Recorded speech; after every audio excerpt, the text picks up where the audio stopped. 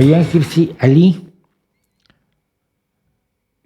muestra datos que indican un aumento en las violaciones y acoso sexual a mujeres en parte de Europa tras la llegada de refugiados a partir del 2015.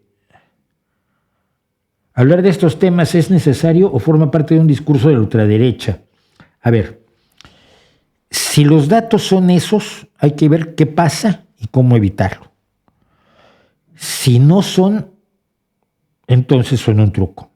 Yo no sé si lo son o no lo son, pero siento que si ha habido un aumento en las agresiones a mujeres por parte de personas que vienen de culturas enormemente represivas, lo que necesitamos es adaptar a esas gentes al país, a la cultura a la que están llegando y no simple y sencillamente decirles bienvenido, pase usted y eres libre.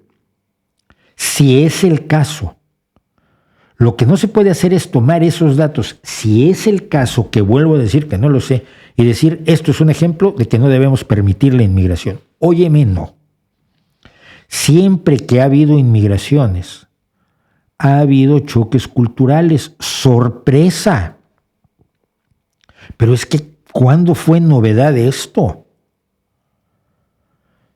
Siempre que hay inmigraciones masivas, hay choques culturales.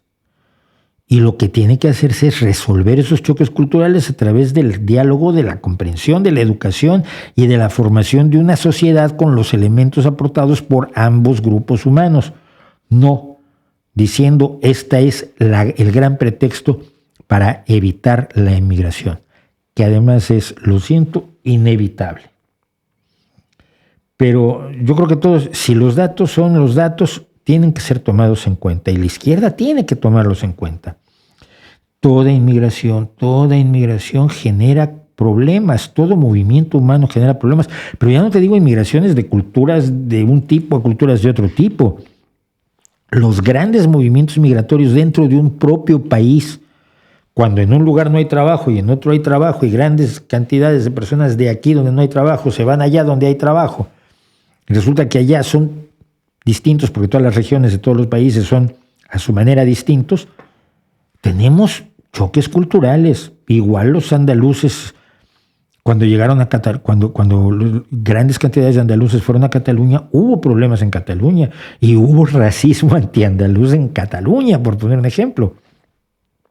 Y no es un caso solo, por supuesto, de Cataluña, ni mucho menos. Es un caso que pasa en todos lados, por cierto.